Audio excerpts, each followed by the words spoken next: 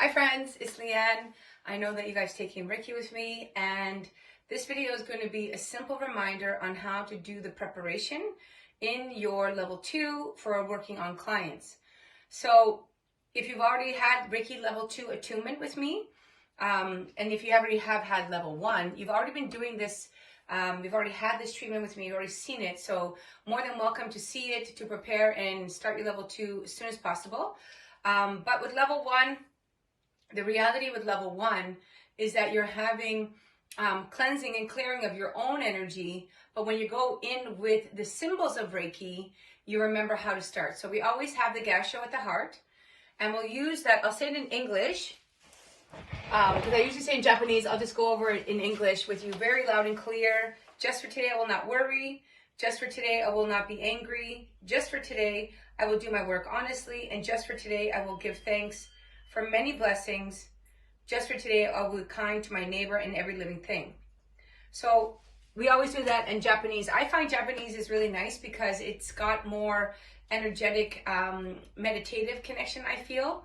So I usually do the gasho before I start. Kyou dake wa ikaru na, shinpai shunya, kancha shite, gyoho hagime, hito ni shinsetsu ni. So in Japanese, that's saying the same thing as just for today, I will not worry. Just for today, I will not be angry. Just for today, I will do my work honestly. Just for today, I will give thanks to my many blessings. And just for today, I will be kind to my neighbor and every living thing.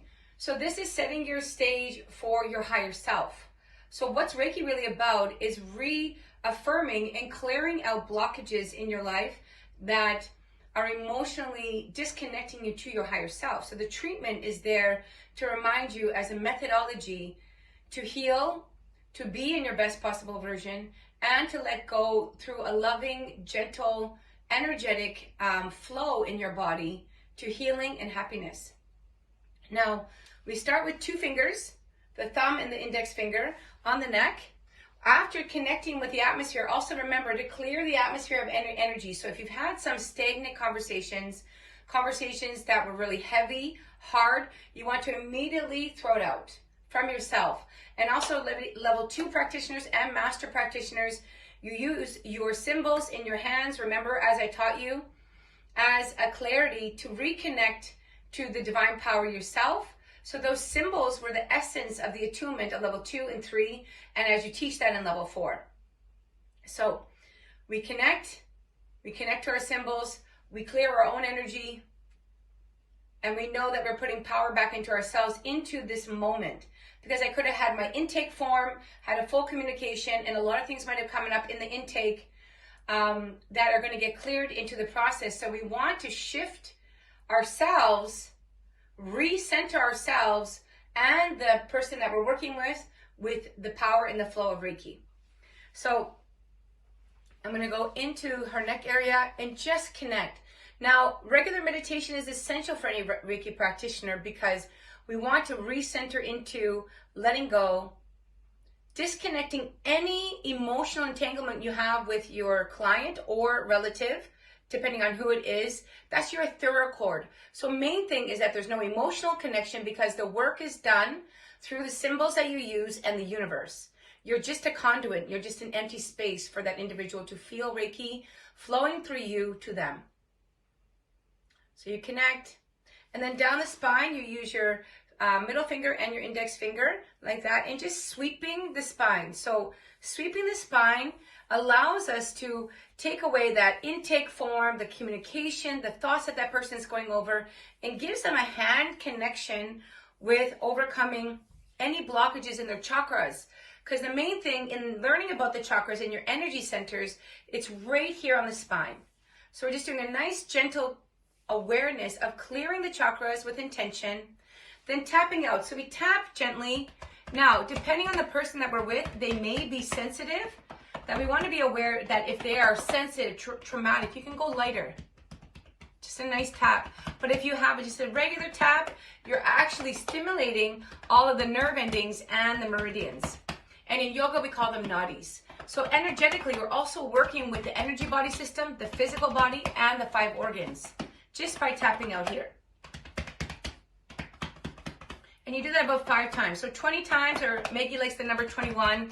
I like 21. It's a great number that I've learned from the Buddhist monks about shifting energy. Okay, now we sweep. So 5 times, and then we sweep. A nice gentle sweep. You can do that a couple times. It can be another 5 times. And that's just giving the patient or the client or the relative a clearing and that beautiful, loving, healing touch of coming back to their center and coming back to their universal energy of who they are. Now we go down to their legs and we rise one leg at a time. Now if they have injuries, remember in the intake form, be aware of that, ask the questions. That will be in there, any injuries, and then just align. So this part will align any of the meridians throughout the hips to the feet. And then we tap down 3 parts. So the legs are split into 3.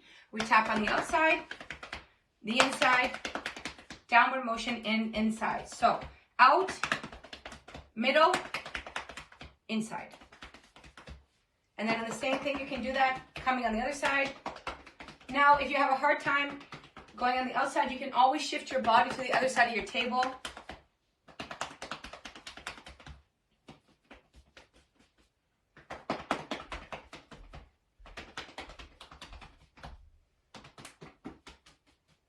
Okay, and now we're going to sweep. So the same sweeping we were doing up here, we're going to do here. And just sweep. Now one thing, remember when we were working from here to here, before we go to the legs at the end, you can also connect to the hips.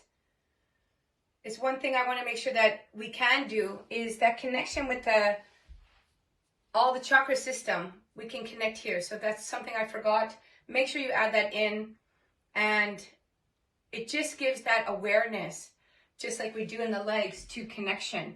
The connection here, here, the connection here, here. Okay? So next thing is sweeping your kosha bodies, which I call in yoga, but we want to think of our seth bodies or our energetic field. So this is where we have our food body, our breath body, our mind body, our observing body, and our bliss body. So anything that's carrying in our aura, we want to sweep out. So we grab from the crown, sweep, and just sweep. Out, out, and out. Okay? And then we're going to come to the center and a nice chop. So we're going to chop 3 times. We're cutting major chords. So in the communication, when we are creating that intake form and having the awareness of what's going on with the client, they could be carrying a huge problem from 30 years ago. It could be a relationship issue. We want a full cutting of cords. So any cords that are tying the individual to problems, cut 1, 2, 3. Okay? And then we can take our blanket. Before we start the Reiki session, keeping the body warm. This can be done depending on the temperature the client needs, either with a blanket on or without.